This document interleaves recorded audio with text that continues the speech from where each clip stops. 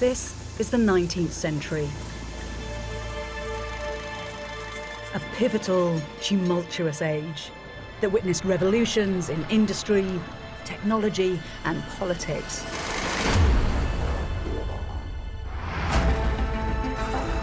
But also, crucially, in ideas. Big, bold, dangerous ideas that would bring the world as we know it kicking and screaming into being. Three great thinkers led the way: Karl Marx, Friedrich Nietzsche, and Sigmund Freud. They lived in a time when old certainties were breaking down. Regimes were overthrown by mass uprisings. Science was undermining religious authority. Their challenge was to figure out what makes us human in a fast-evolving world. Émigrés, recluses, enemies of the state, these outsiders challenged the existential crisis of their age head-on. Little was out of bounds. They had an absolute commitment to identify the forces controlling our lives. Their weapon, the power of their minds. Their search drove them to extremes, into poverty, into madness. Yet their penetrating, often contentious ways of seeing the world still shape how we make sense of our lives today.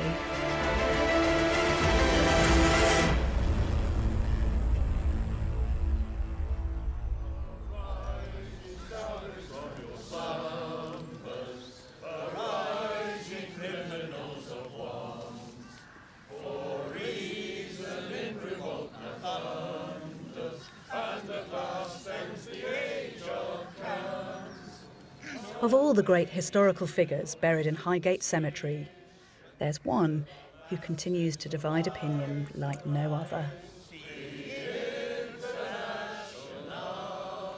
For those who come here year in, year out to mark the day of his death, Karl Marx is a keenly intelligent analyst of capitalism, a prophet of human emancipation. But for others who've actually attacked this monument with paint, with hacksaws, even with explosives, he's a malign progenitor of totalitarian regimes, a man responsible for the death of millions. Love him or loathe him, what you cannot dispute is that Karl Marx dramatically transformed our world.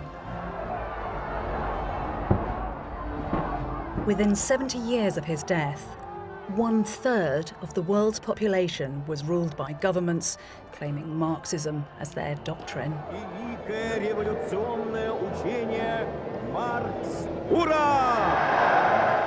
Marxist ideology claimed to be liberating, but led to dreadful suffering and brought superpowers to the brink of Armageddon.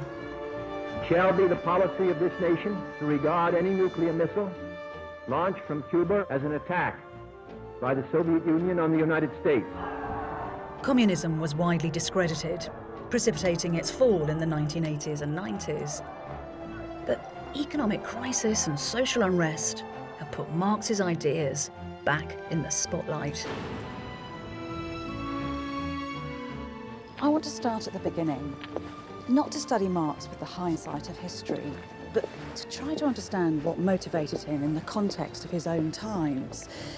To discover how a man whose life was plagued with insecurities, with failure, with tragedy, would end up generating one of the most influential ideologies in the human experience.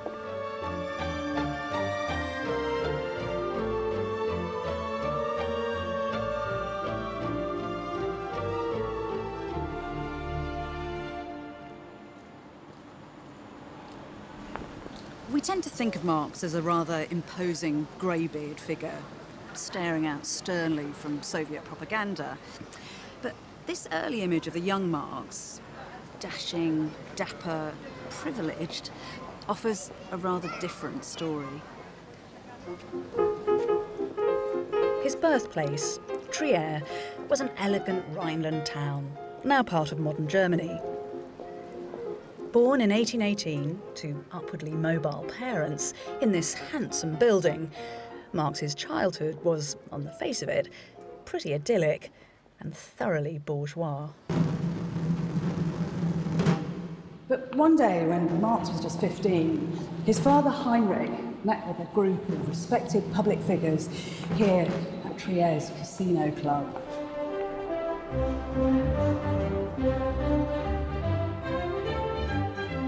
After too much to drink, some of them began pounding the tables raucously and singing songs that celebrated the virtues of the great revolution that swept through neighbouring France. A Prussian army officer witnessed the scene and reported back. Two of Marx's school teachers, who were also in the room, were promptly sacked. Others were charged with subversion, and Marx's father was tarnished with the disgrace. The casino was put under surveillance. Because under the surface calm of the town, there was tension. Not long before Karl's birth, Trier had been under Napoleonic control, which meant that people like Karl's father had got a taste of the French revolutionary principles of individual liberty and equality. Under French law, Heinrich had been free to train as a lawyer, but he was Jewish, and once the more autocratic Prussians were in control, they imposed civil restrictions on all Jews. Now, in order to keep practicing his profession, he had to convert to Christianity. Marx was growing up in a period when questions of political authority and freedom of expression were highly contested, when ruling classes across Europe feared their people would rise up and overthrow them. The struggle between the ideals of the French Revolution and the intractable conservatism of the Prussian state would inspire and motivate Marx. And from an early age, it was pretty clear where his allegiance lay.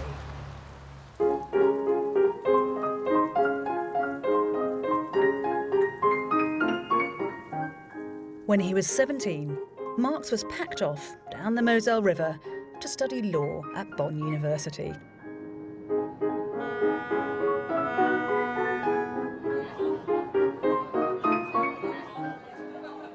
There was clearly something of the hellraiser about the teenage Marx. He quickly became co-president of the Trier Tavern Club, basically a bunch of middle-class bad boys. After one night of boozy brawling, Marx was banged up in the local cells for a day. But there was more to come. Student life was divided along class and political lines to the point of conflict. The liberal Trier Tavern boys attracted the attention of a gang of aristocratic cadets. Now, those cadets forced them to kneel down and swear their allegiance to the Prussian aristocracy. And the confrontations escalated. At one point, Marx ended up in a duel with a sabre wound above his eye, a scar which this young scrapper wore as a badge of honour. Enough, it seems, was enough for Marx's father.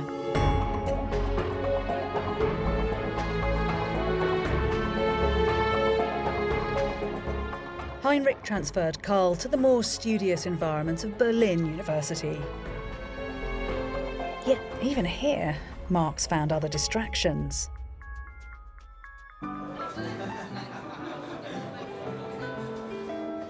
Marx met a group of bohemian students and lecturers who loved to discuss the philosophies of the day late into the night.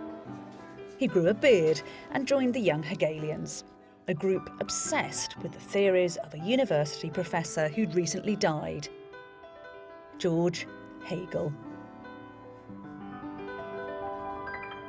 Marx describes his first encounter with Hegel as one of a completely extraordinary moment. He says that when he read Hegel, it was like the curtain had fallen from his eyes. And what is it about Hegel? What's particularly exciting about his ideas? Berlin is awash with Hegelian ideas, but perhaps the most important idea of Hegel's that they are completely captivated by is the idea of history as this gradual unfolding of freedom and of reason. And this gradual dialectic, as he called it, was made manifest most magnificently in the French Revolution, when, of course, you had a literal cracking open of freedom and of reason. I suppose it is totally thrilling, this, isn't it? Because you're being told that you're part of a big historical story, and that gives you a big historical and philosophical canvas to paint on. That's right, and I think that Marx does absolutely see himself as kind of standing, as it were, towards the end of history that had begun with the ancient philosophers who had talked about the way in which one's soul could only find perfection if it was properly embedded in the community. And do they think that Hegel's got it absolutely right, or is there a sense that there's still work to do? There's absolutely still work to do. So they think that while Hegel had got, in his vision, had got part of the way, that what they want to do is bring a total revolution rather than just reform. They were operating in a world where the nobility, the privileged, the aristocracy were still very much in charge, and they were pushing up against a great kind of wall of privilege and tradition.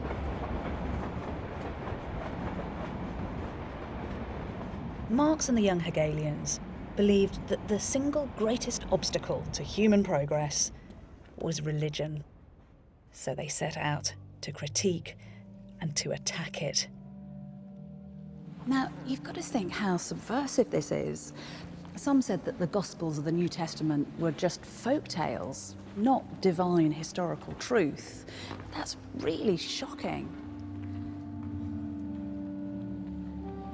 Others suggested that God was an illusion, and that as humans we'd taken the best of our powers and projected them onto a kind of fantastical, fabricated being who embodied our finest qualities.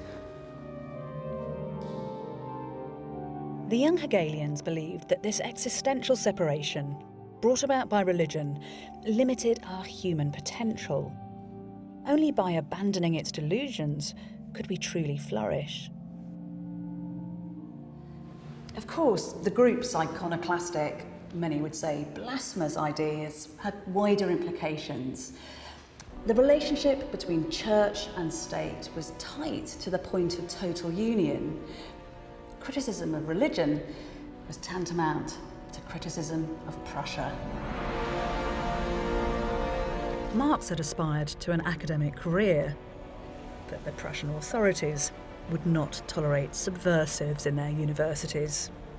So he had to find another platform for his ideas. His outlet would be the hot, rapidly expanding business of journalism.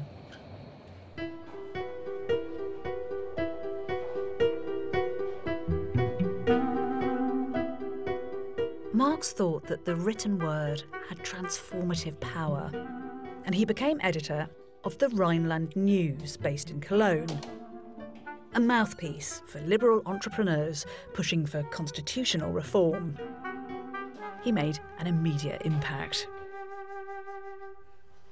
Nicknamed the Moor because of his dark complexion and thick mane of hair and beard, it seems he was impetuous, passionate, with a boundless energy and self-confidence, although some did say that he was vindictive and an intellectual bully.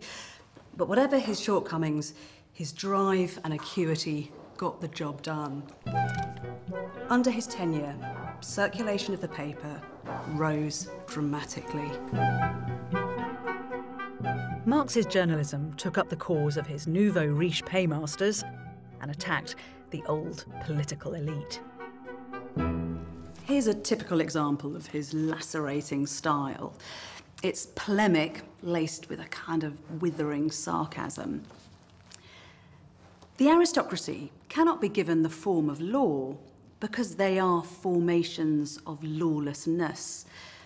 No one's action ceases to be wrongful because it's his custom, just as the bandit son of a robber is not exonerated because banditry is a family idiosyncrasy. It's clever, cutting stuff.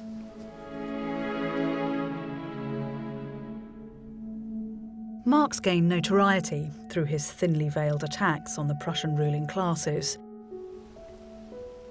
But journalism also stimulated a new interest at the other end of the social scale. In 1842, Marx reported on the conditions of lower-class vine growers back in his home region. A dramatic drop in profits had plunged them into poverty. There's an unsettling poem written at the time that describes how, unable to feed their children, the vine growers were driven to suicide. Now the wine's blessing won't run in your barrel. You won't sing a song anymore when all is covered with snow. The workers blamed the authorities for opening up the market to greater competition. The authorities' response was that a protected market before had artificially inflated prices. These were men and women who were really struggling. Officially, they were no longer allowed to collect firewood for free because it was being consumed in such vast quantities by the new factories. They were caught in a pincer movement of progress. Marx saw that the vine growers were losing what little power they had to determine their own futures. His journalism opened his eyes to the complex forces governing our everyday lives. He thought it should be possible, with scientific precision, to work out what these relations are. Just listen to what he wrote. This can be determined with almost the same certainty as a chemist determines under which external conditions given substances will form a compound.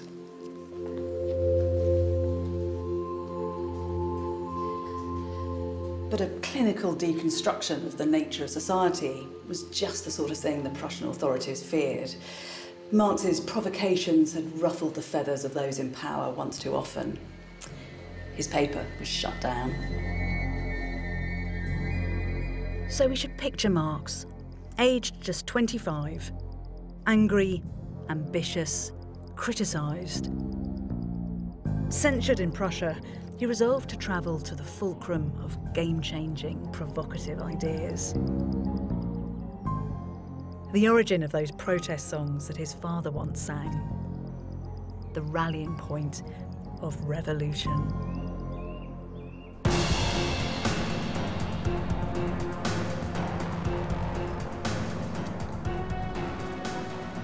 Marx's intellectual horizons expanded exponentially here. The rebellious fervour of the French Revolution had never really evaporated, and the streets and bars were home to radical thinkers whose ideas threatened to turn society upside down.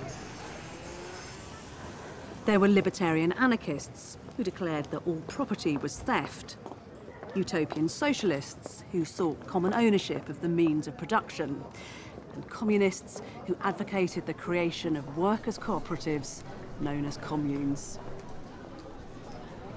In just over a year of frenetic discussion and writing, the shape of Marx's own agitating philosophy would start to form.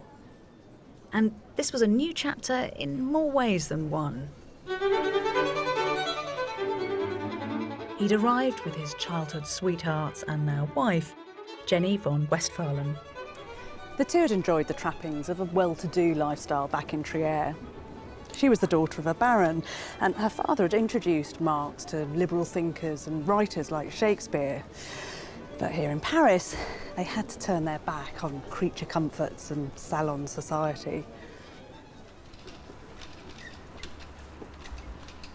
The newlyweds lodged here on Rue Vanneau with friends. And it was from here that Marx continued to agitate for change in Prussia.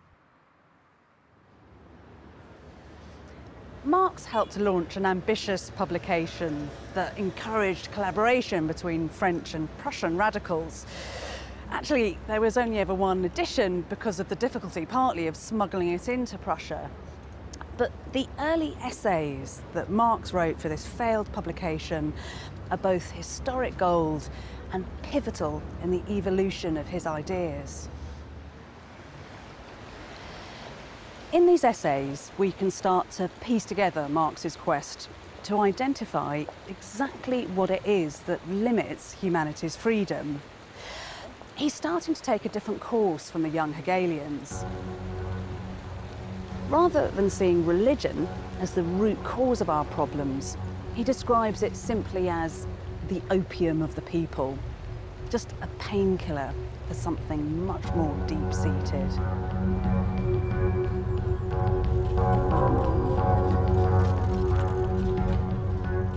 The true source of our woes, as he saw it, was the way that society was organised to supply our material needs. The capitalist economy. There have been decades of discussion of religion in Germany. Marx thinks that that is relatively superficial, understanding that really the world we live in is a world of work, a world of productivity, and it's this that affects us and the way that our lives go. There's a phrase that he uses which is our species essence, and I've never quite understood it. Can you explain that to me? Species essence for Marx primarily is about the way in which we human beings differ from other animals. And the key idea for Marx is that human beings are essentially productive beings. Other animals, bees, beavers, do produce, but not like us. That bees can only produce one thing, beavers produce one thing, we can produce anything. Marx thinks that all human beings are creative in the way we produce, but the tragedy of capitalism is workers in a factory, they're simply engaging in repetitive tasks, they're not doing the things that human beings ought to be doing. Now, Marx uses this notion of alienation from our species essence to explain not only the way that the individual worker is sort of crushed and chained to the production line, but also the way in which we human beings are together collectively dominated by the world. Even the capitalist actually is dominated. If a capitalist wanted to cut the working day, that probably wouldn't be possible because competitors would exploit workers just as much as before. You'd lose profit, you'd go out of business. And so in this way, Marx said, under capitalism, we become playthings of alien forces. It's almost like a monster that we've created. It's not something we control.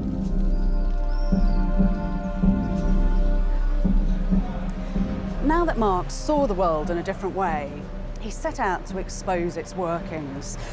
With his ferocious intellect, and arguably too the bold conviction of youth, he resolved to end degrading injustice and to reunite people with their true, innate being.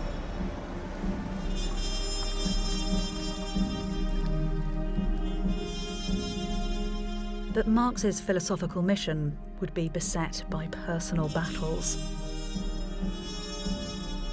Marx suffered bad health, in particular a painful skin condition. New research suggests that what he referred to as boils was in fact something far more serious. Well, I read an account of his life. It was quite an interesting book, but it said he suffered really quite badly from a skin complaint. Naturally, I picked up my ears and they said that he couldn't find a place to rest. He couldn't lie down, he couldn't walk. For 3 weeks at one point, he was totally unable to work, totally unable to think. But I thought, the skin complaint they said that he was suffering from was just boils. Well, boils are a bit of a nuisance, but they're not that bad. And I looked at Marx's letters over a period of about 9 years. Bit tedious, but you could see from these letters he gets them in the groins, he gets them around the anus, and then, very diagnostically, under the arms. Now, this distribution only occurs in one disease. It's a thing called hidradenitis suppurativa, a rather terrible, unpronounceable name. It sounds as though it's very debilitating physically. Absolutely. Here's, for example, an armpit. It's scarred where there's been repeated episodes. It never really stands still. Do we know when he developed this? The first traces I found in the letters was in his early 40s. We know it starts in the early 20s. The average age is about 21, 22. So we think that this affected him psychologically? When the skin is involved, our self-image changes. It produces a loathing. And Marx had this by the gallon. He, in a letter here, he writes, "I took a sharp razor and lanced the cur myself." Yeah. How can you do that? Yeah. He regarded his disease as foreign to him. Some have suggested that this condition would have added to Marx's sense of alienation. The new evidence certainly reminds us that towering thinkers also live a flesh and blood existence.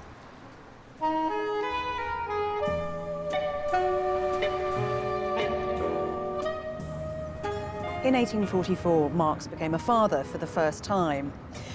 Jenny took their newborn daughter to see her family in Trier, and she was obviously genuinely worried about leaving her husband alone in a place renowned for its sexual license. She wrote anxiously of the real menace of unfaithfulness, the seductions and attractions of a capital city.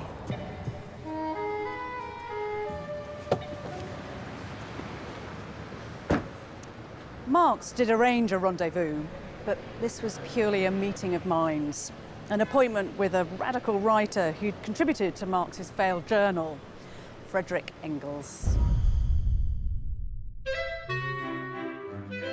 Engels was also from a bourgeois Prussian family, just 2 years younger than Marx, tall and handsome. Both of them had mixed with the young Hegelian crowd and had come to similar views on capitalism. It seems that the friendship was lubricated by an enthusiastic consumption of red wine.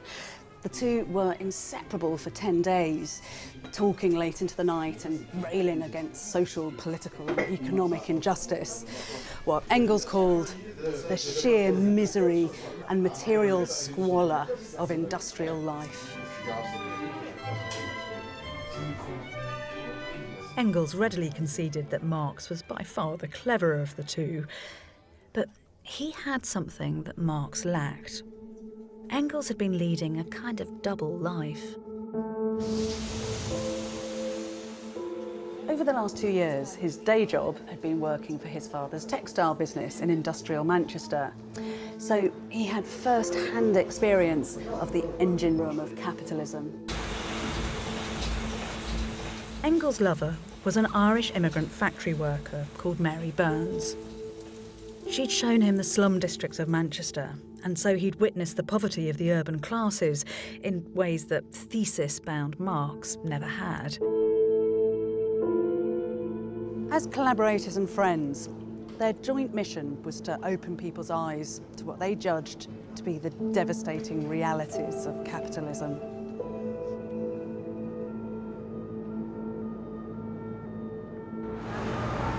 But Paris turned out not to be a safe haven. All Marx's fevered writing and those boozy conversations with other agitators had attracted attention. There were Prussian spies in Paris, and they alerted the French authorities to the potential danger that Marx's ideas posed. He was ordered out of the country.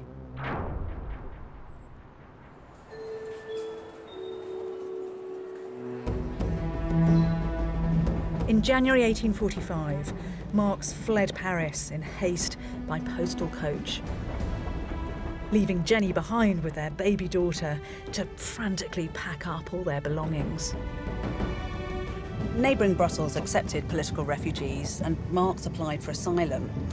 He was granted temporary residence, but on the strict understanding that he sign a written pledge assuring that he wouldn't stir up dissent with his writing. In Brussels, Marx still feared the long arm of the Prussian authorities, and so to avoid potential extradition, he renounced his Prussian citizenship. Marx had been marginalised. He was stateless and virtually penniless, but he clearly had no intention of taking all this lying down. Despite the stringent conditions of his residency, he was about to ramp up his political activity.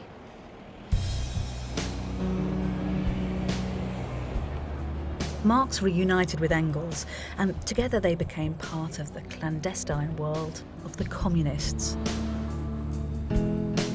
Outraged at being exploited by the ruling classes, they'd set up secret groups right across Europe.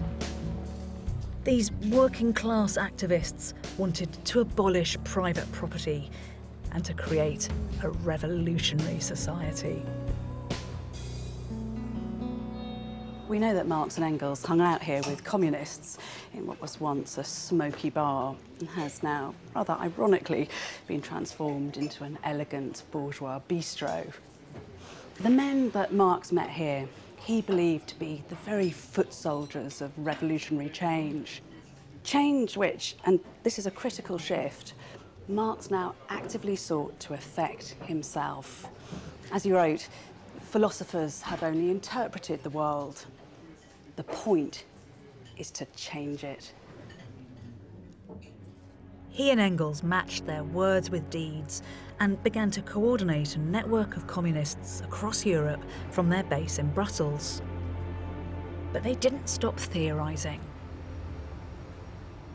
As ever, Marx was determined to solve big problems with big ideas and with the power of the written word.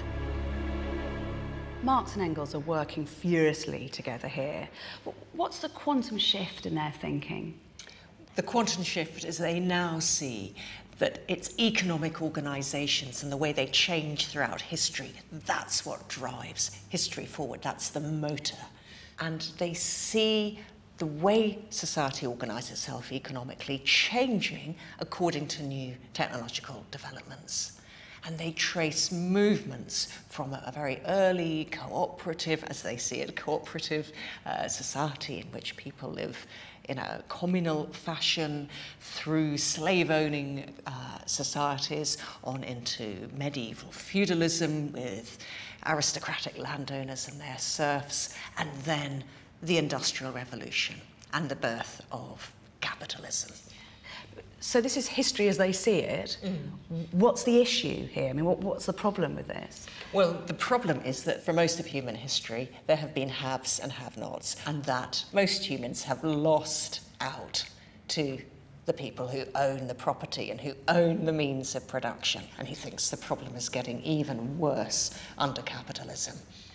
I mean, so economics is important, class is also very important to them both at this time, isn't it? Oh, well, hugely. They see capitalism necessarily leading to antagonisms between particularly the bourgeois capitalist property-owning class and the proletariat who sell their labour, because he says capitalism is intrinsically exploitative. And more than this, he thinks that law, religion, politics, culture, the arts generally, they're all there to keep the ruling classes in power and in place. They are a superstructure, an ideology to maintain the status quo. And he thinks that part of his job is to strip the mask away so people can see that they've been had. Marx believed that capitalism contained the seeds of its own destruction. All that he had to do was to awaken what he called the proletariat, the working classes of industrial society, to their revolutionary role, to bring about communism, the final stage of history when all class divisions would be eradicated. By 1847, events in Europe were on his side. A revolutionary storm had been brewing. The failure of wheat and potato crops across Europe brought famine and food riots and political unrest. So when Marx and Engels were commissioned to write a profession of faith by the Communist League, they had everything to play for, and they didn't hold back.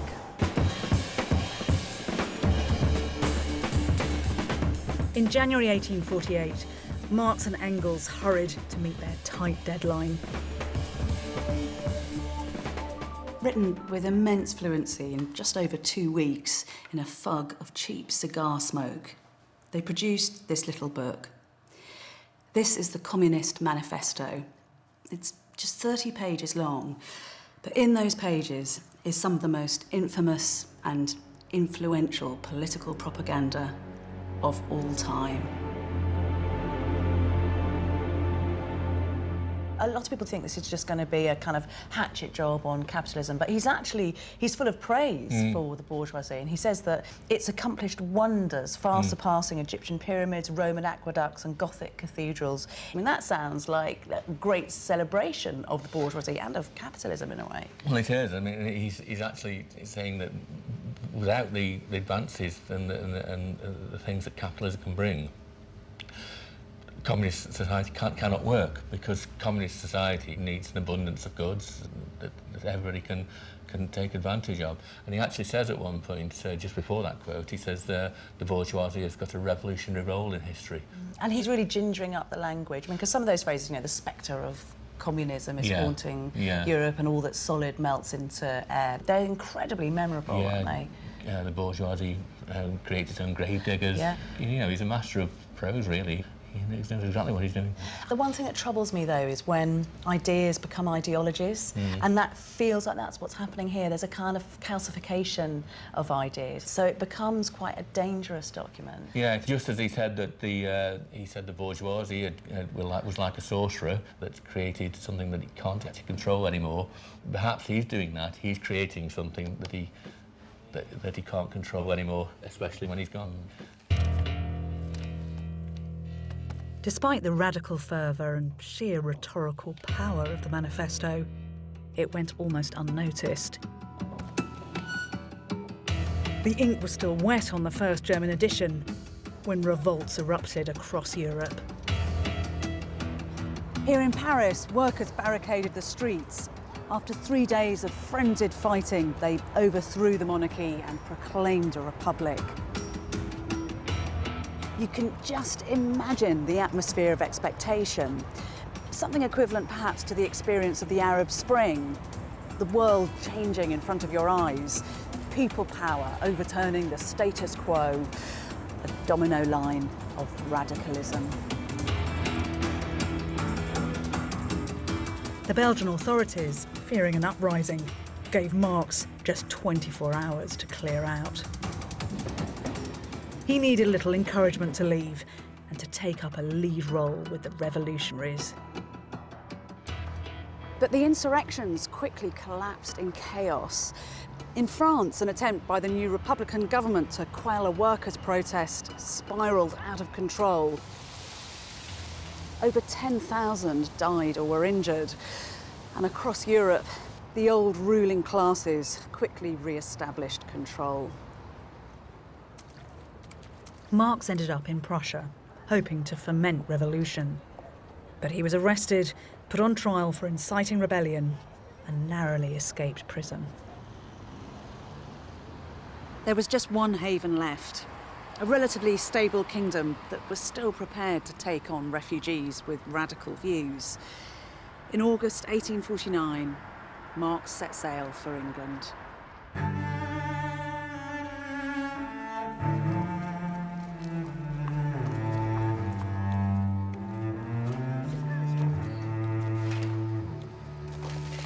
Arriving here aged 32, Marx consoled himself that the uprisings of 1848 had failed because the historical conditions weren't yet right for change. The ultimate revolution that his philosophical theories predicted was yet to come. But life in London would offer little else in the way of solace. With over 2 million inhabitants, this challenging, unforgiving, dystopian metropolis was the biggest city in the world. Even back then, the cost of living in London was crushingly expensive. Marx, Jenny and his 4 children could only afford to live in what were then the slums of Soho, alongside other immigrants in cramped, debasing conditions.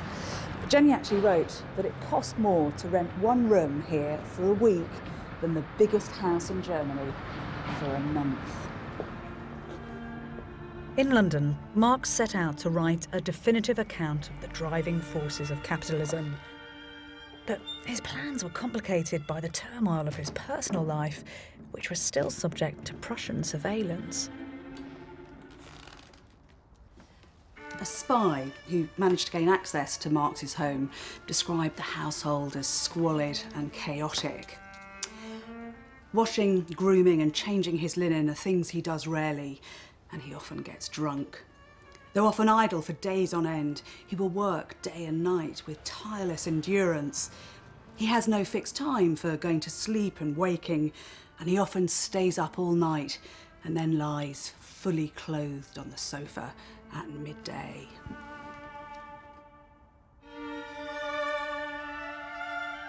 Marx's all-consuming theorising and political agitating dragged his family down.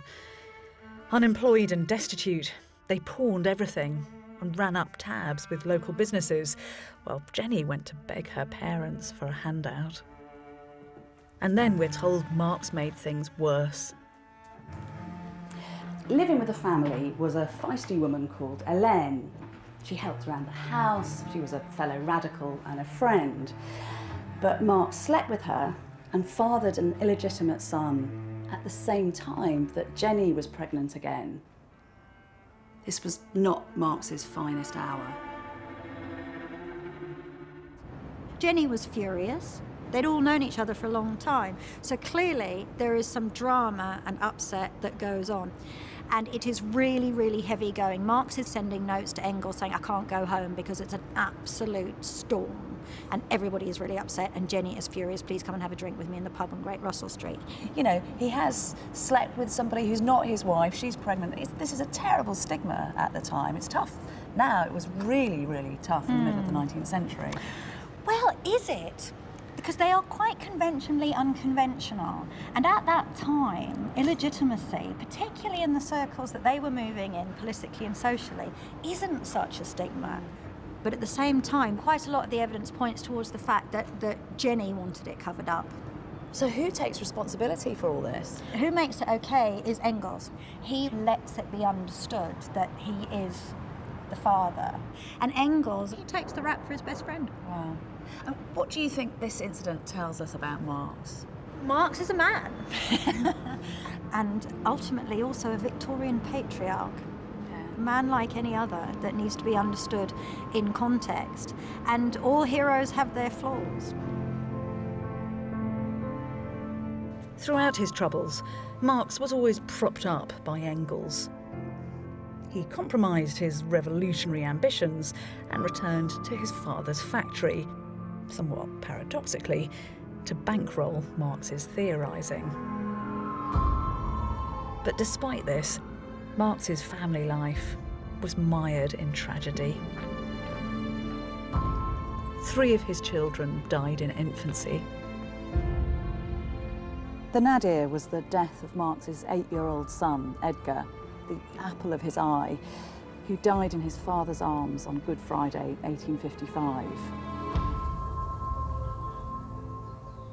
When Edgar's body was lowered into his grave, other mourners thought that Marx was so distraught he was actually on the brink of throwing himself in.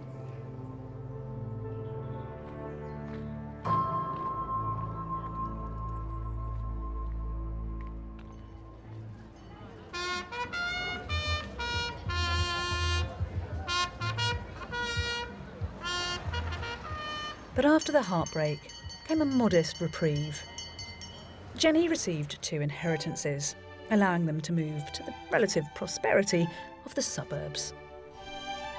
Yet even here, Marx was still plagued by debt, much of it self-inflicted, as he lavished money trying to maintain a respectable middle-class lifestyle with private education and dancing lessons for his girls. You do wonder just how much he was trying to replicate the bourgeois, comfortable world that he'd been born into.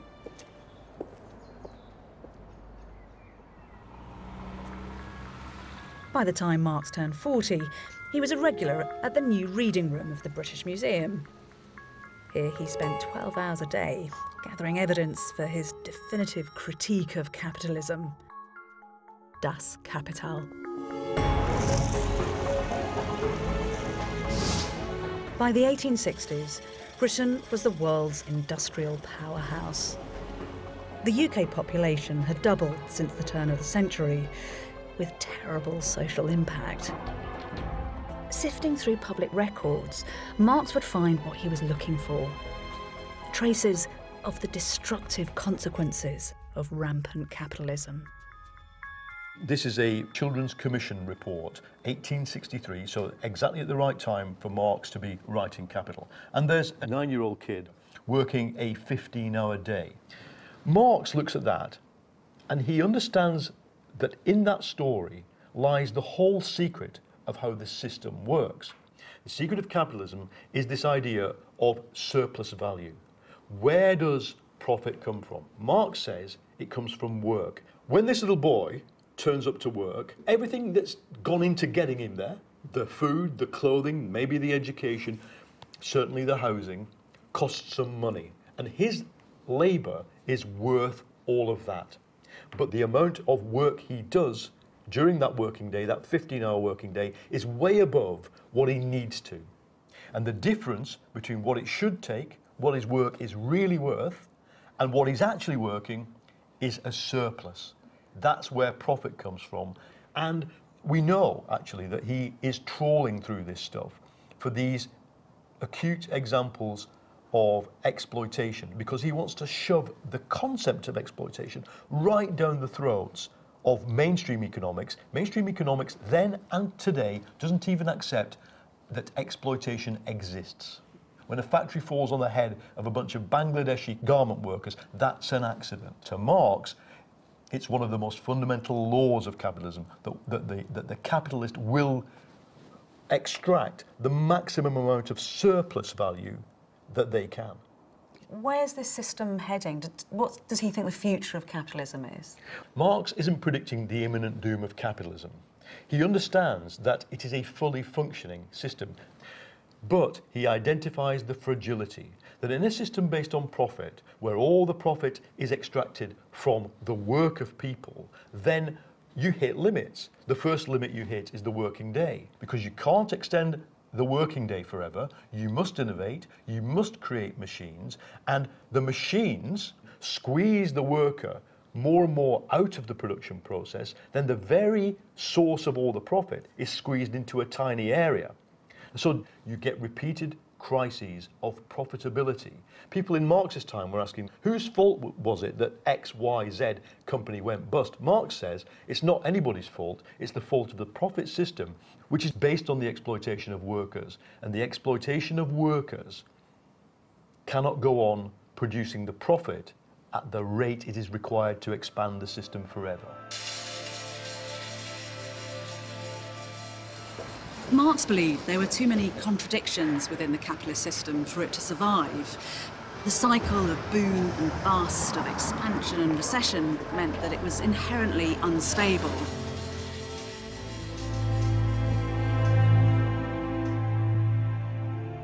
After 16 years, Das Kapital, Volume 1, was finally finished in 1867. But it didn't have the impact that Marx had hoped for. Engels actually ghostwrote some reviews to try to drum up interest on the continent.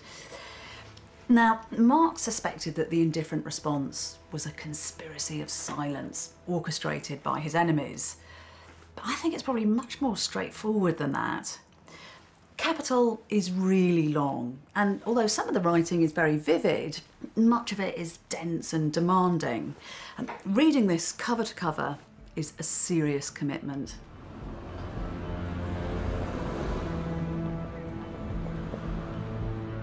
Also, Europe was experiencing economic growth, thanks largely to expanding global markets, while the British government was passing laws to improve working conditions. The crisis of capitalism, the touch paper for revolution, showed no sign of arriving. This seems to me to be one of the great ironies of Marx's life. Marx had identified the need for change, but then things did change at such an exponentially rapid rate that by the time he'd worked out a coherent solution to society's problems, the world had already moved on, leaving him behind. With the help of a generous pension from Engels, Marx gradually settled into comfortable, middle-class respectability. He spent his time with his beloved grandchildren and enjoyed family walks here on Hampstead Heath. Marx even admits to speculation on the stock market, which of course you could argue is wildly hypocritical, and at the very least is probably a sign that he thought capitalism was here to stay.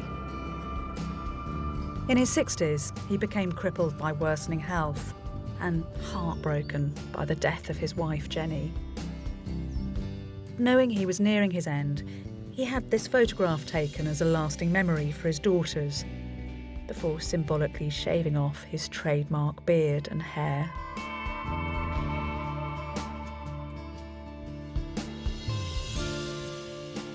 When Marx finally died in March 1883, a photograph of his father, who'd strived to give his son a good start in life, was found in the breast pocket of his jacket. And it was buried together with Marx in a simple grave here in a remote corner of Highgate Cemetery.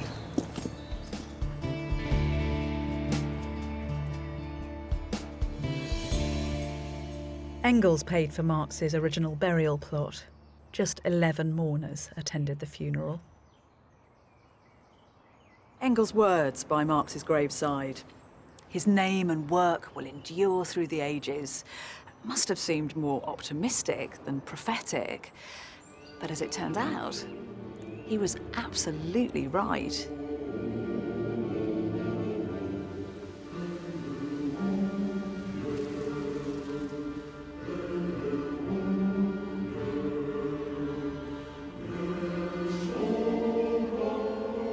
Marx's ideas were codified and clarified by Engels, promoting Marx as a great thinker. Socialist movements across the world started to translate Marx's persuasive works. His ideas began to gain momentum. And finally, in one country, a communist revolution succeeded. A human sea, joyous and wrathful, overflowed onto the city streets in mighty demonstrations. The revolutionary fire of the masses was finally unleashed. But it defied all Marxist logic, because the conditions for change, a highly developed capitalist economy, had barely emerged. Russian communism had been kick-started by the Bolshevik Revolution in Moscow in 1917, and 7 decades later, it came crashing down here with the fall of the Berlin Wall. Revolution wasn't just powered by the proletariat, as Karl Marx had predicted, but by a whole range of radicals and agitators. Top-down revolutionaries, notably Stalin, claimed to be disciples of Marx and his theories. But their authoritarian ideologies crushed the liberty that Marx cherished. Paradoxically, he would have been condemned by their regimes. Their distorted appropriation of Marx is demonstrated by recent analysis of one famous text, the German ideology. Well, we've got Engels' handwriting here, and he had quite good handwriting. Marx's handwriting was absolutely terrible. And we can tell from this page that Marx is making insertions into Engels' drafts. And what's it actually aiming to do? I mean, what are they working on here? Well, from the draft by Engels, we get this story about communist society would allow people to do what they want because they would not be constrained by the economically imposed division of labour. So he's developing a vision which includes livestock herding, hunting and fishing. But I think he gets a very sharp message from Marx saying, let's get back on track here. And he does it in a kind of indirect way. He doesn't just write, well, you're wrong. He writes something quite sarcastic. So he inserts the words, and criticise after dinner. This work-in-progress draft was rejected by Marx and Engels. But in the 1920s, it was resurrected taken at face value as a blueprint for communism and printed in smooth text, obscuring its knockabout origins. So this is very much a draft, and yet this will become the kind of foundations for a big political ideology. Yes, and a lot of people have an investment in making him simple and making him dogmatic, and you can get political mileage out of that, but we don't have to do that. He was a man with questions and went looking for answers. He wasn't a man who had a big idea and one answer, and then that's what he found everywhere. He actually went on the record saying he didn't want to be a kind of guru or prophet or a great teacher. So when we look at evidence like this, should we remember Marx? I mean, should we think about him differently? Yes, I hope so. And I think we need to be prepared for a much more exploratory and much less dogmatic Marx.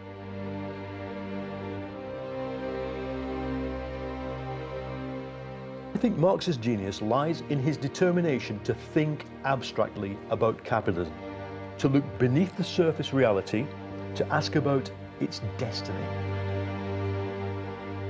The idea that I find most compelling is his idea about the alienation of labour. If you're cut off from the fruits of your labour, if you're cut off from your creativity, then you lose your sense of self. The challenge he leaves us with is, can we live under a capitalist system and retain healthy, functional, non-exploitative human relationships? Marx stated that communism is the riddle of history solved. I'd argue that that is demonstrably untrue.